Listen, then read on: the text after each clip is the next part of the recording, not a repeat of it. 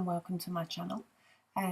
Today's layout is pretty quick due to the fact that I did start it while at a friend's house. So I'm using the May Like Forever kit, and I started off with the wooden big 12 by 12 circle piece that we got in the kit. And what I've done is I've painted that white, and then I have backed each of the circles in a different one of the pattern papers. And today I'm going to be scrapping these two photos of my eldest and my youngest, who were on FaceTime to their sister and decided to take a few goofy photos along the way. And then from the cut apart sheet, I'm using the 3x4 cut apart that said "Why Hello There," which I have chopped down into little word blocks, and they'll go across those top 3 circles. So at the moment I'm working on my embellishment clusters. I do move things about quite a bit, as per usual.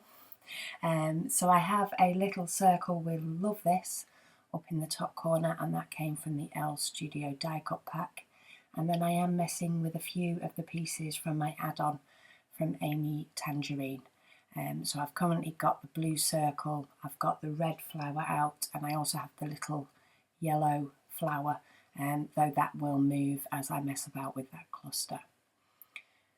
So I'm just pulling in different bits now that bring in the colours. I mean, this kit is using all the colours, so it's pretty much fair game on what I want to use.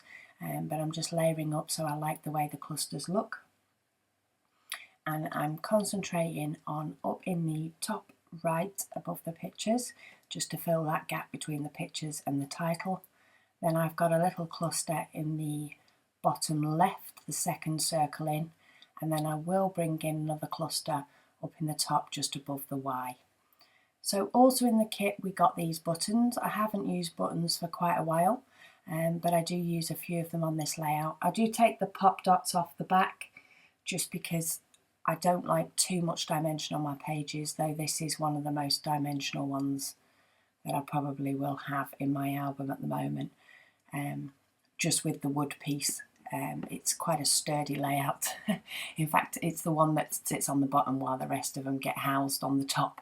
And none of my layouts bend, surprisingly, with this wood piece on there. But I do like kits for the bit of something different. So I was determined this wood piece was not going in my stash to be forgotten forever. It was going to get used. So I've brought in some buttons up in that top cluster as well. And a little piece that says "All My Heart," and that was from the Elle Studio die cut pack, and that's going to sit up there in that top little cluster. I'm not sure what I'm doing now. I think I'm pulling out other little pieces. So I did want another jelly piece from that Amy Tangerine set up in that top cluster, so I did settle on that little pink heart.